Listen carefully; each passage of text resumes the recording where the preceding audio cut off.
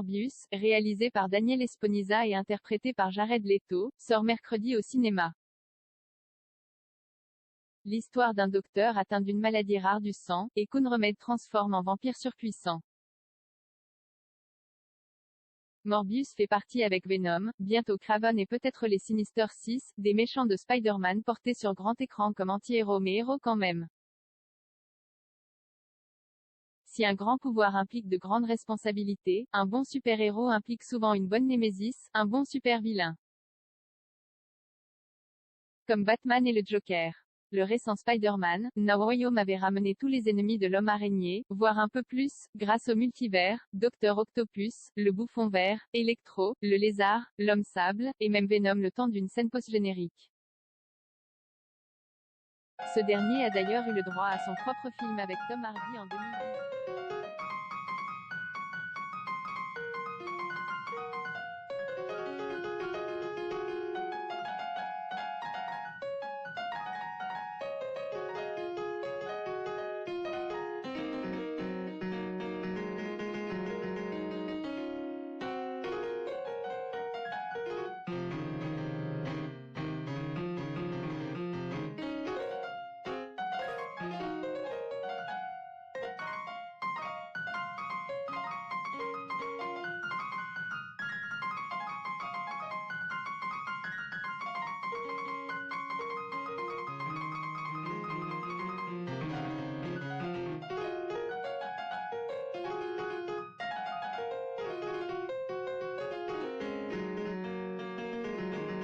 Par Daniel Esponisa et interprété par Jared Leto.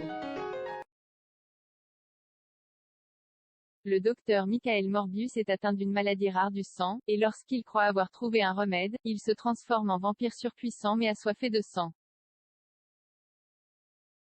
Introduit en 1971 comme adversaire de Spider-Man mais aussi de Blade, Morbius devient vite une figure tragique, un anti-héros, et en fait le héros de sa propre série de comics. Bien qu'il puisse être considéré comme l'ennemi juré de Spider-Man, Venom ne renvoie pas du tout cette image dans son adaptation cinéma avec une approche comique, de buddy movie entre Eddie Brock et son symbiote. D'ailleurs, Venom, Morbius ou Kraven ne sont jamais les vrais méchants de leur film, avec toujours une némésis de némésis si l'on peut dire.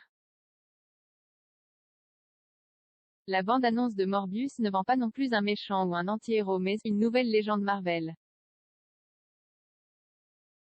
Sony prête Spider-Man et se focalise sur les vilains alors qu'il a fallu 8 films Batman avant d'avoir un film Joker. Avec Joaquin Phoenix, la galerie des méchants de Spider-Man commence à prendre ses aises au cinéma.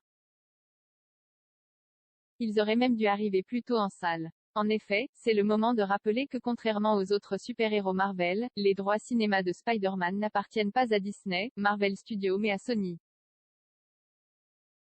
Après le reboot de 2012 avec Andrew Garfield, le studio comptait bien exploiter la licence à fond et voulait faire de The Amazing Spider-Man 2 la rampe de lancement à plusieurs spin-offs, consacrés aux Sinister Six, à Venom et Carnage ou encore Black Cat. Et ainsi créer leur propre univers, le Sony's Spider-Man Universe, en parallèle au Marvel Cinematic Universe. Un réservoir de 900 personnages liés à Speed et malheureusement, l'échec critique et public du film les oblige à revoir leurs plans.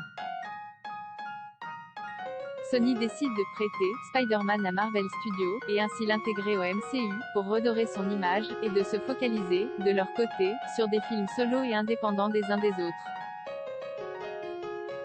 Le succès de Venom est le signe qu'ils attendaient, et ils relancent leur projet, dont Morbius, Kraven le chasseur et toujours Sinister Six, que devait et doit toujours réaliser Drew Goddard, La cabane dans les bois.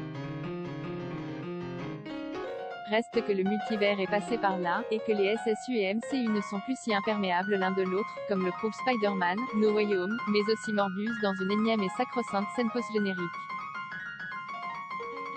Sony détient les droits de près de 900 personnages liés de près ou de loin à Spider-Man, et peut-être autant de films et séries. Selon Tony Vinciquerra, le PDG de Sony Pictures Entertainment, les 7 à 8 prochaines années du Sony's Spider-Man Universe sont d'ores et déjà planifiées.